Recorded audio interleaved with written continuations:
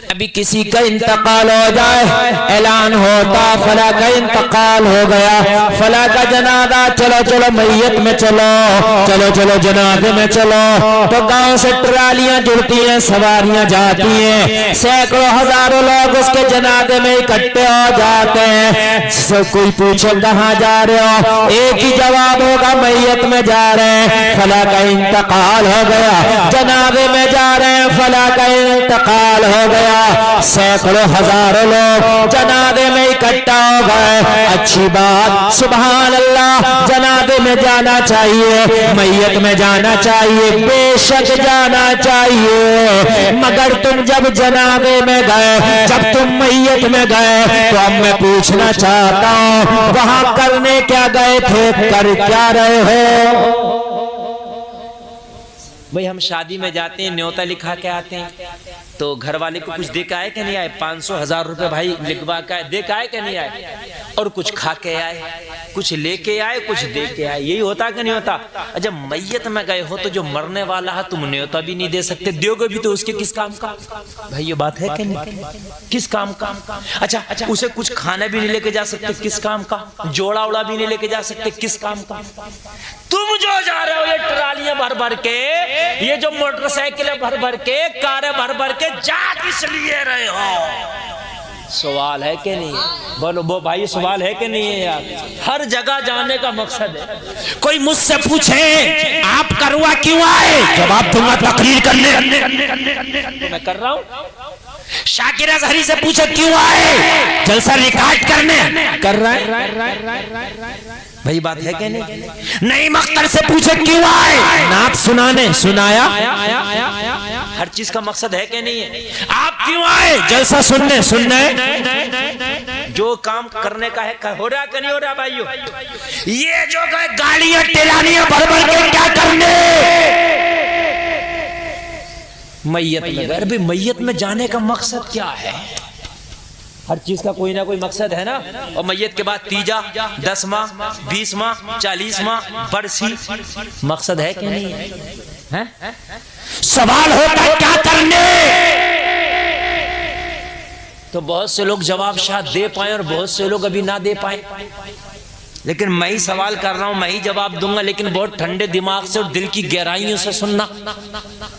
میت میں جانے کا مقصد، تیجا 40واں میں جانے کا مقصد صرف یہ ہوتا ہے کہ مرنے والے کے لیے کچھ اصالے ثواب کریں گے، تاکہ ہمارے اصالے ثواب کرنے کی وجہ سے اس کی بخشش ہو جائے، اللہ مغفرت کر دے۔ بھائیو یہی مقصد ہوتا نہیں، اور تو کوئی مقصد نہیں ہوتا نہیں۔ لیکن سنو سنو، ہم میت میں گئے، میت میں جا کر کے بیٹھ گئے، جب تک جنازہ تیار نہیں ہو رہا پورے ایران توران کی بات ہم نے چھیڑ دی۔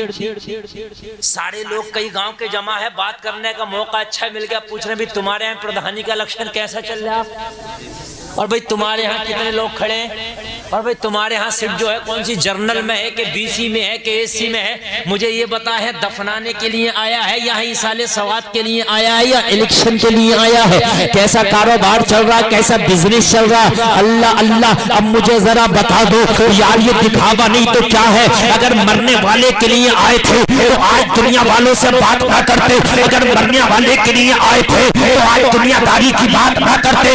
آج جو 1 گھنٹہ جنازے میں آئے تھے، یہ 1 گھنٹہ اس مرنے والے کے لیے تم نے وقف کر دیا ہوتا۔ آج اس 1 گھنٹہ ہم دنیا داری کی بات نہ کریں گے، دنیا والوں سے کوئی بات نہ کریں گے، یہ جو 1 گھنٹہ جنازے میں آئے ہیں اس مرنے والے کے لیے قرآن پڑھ پڑھ کے دعا کریں گے، کلمہ پڑھ پڑھ کے دعا کریں گے، درود پڑھ پڑھ کے دعا کریں گے، دنیا کی بات نہ کریں گے، اس کی مغفرت کی دعائیں کریں گے۔ ذرا زور سے بولو یار۔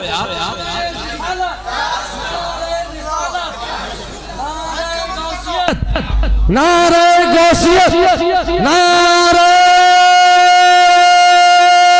تکبیر، مفتی گلفان رضا صاحب رامپوری، نعرہ تکبیر۔ سبحان اللہ. ذرا بولیے گا آپ لوگ, اتنا خاموش نہ رہیے گا, جب نعرہ لگا نا تو بولیے گا. اب میں ہلکے ہلکے, میرا گلا بھی گرم رہا, سینہ بھی تو میں آپ کے سامنے پیش کر رہا ہوں. یار ایک بات بتاؤ, ہم گھر والوں کو دکھانے نہیں گئے تو کیا کرنے گئے؟ مرنے والے کے لیے جاتے تو پھر کچھ پڑھ کے اس کی روح کو اصالے ثواب کرتے.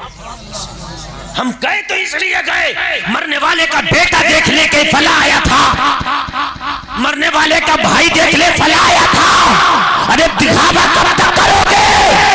اب تو یہ جا رہا دنیا سے, آخری ملاقات ہے یار. اگر مرنے والے کے لیے آیا تھا تو پھر یہاں الیکشن اور کھیتی اور دکانداری کی باتیں کیسی ہیں؟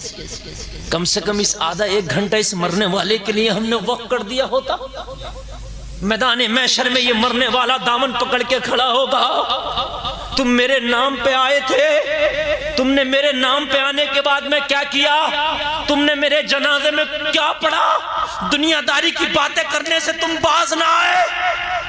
حد تو یار یہاں تک ہو جاتی ہے کہ جب نماز جنازہ کے لیے کھڑے ہوتے ہیں نا تو کچھ لوگ نماز جنازہ پڑھتے ہیں اور کچھ لوگ ایسے ہی کھڑے رہ جاتے ہیں. یار ان سے یہ پوچھے کہ تم کرنے کیا آئے تھے؟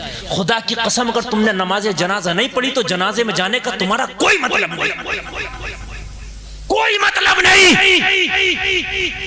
یار مین تو جماعت جنازہ ہے, جنازے میں کھڑے ہوتے اس کے لیے مغفرت کی دعائیں کی ہوتی تو مرنے والے کو تیرے آئینے کا فائدہ ہوا ہوتا.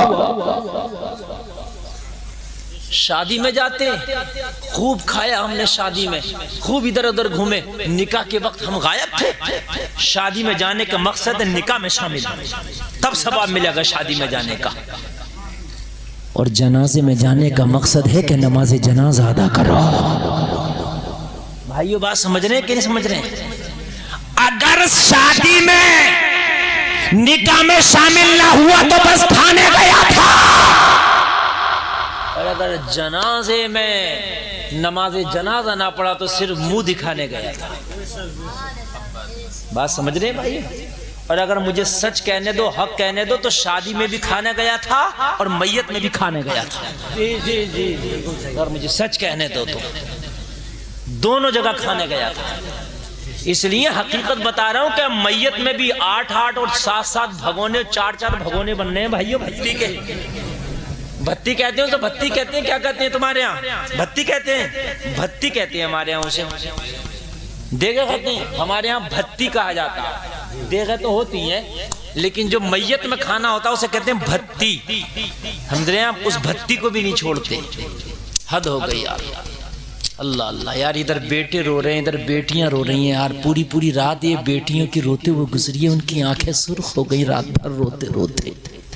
اللہ اللہ.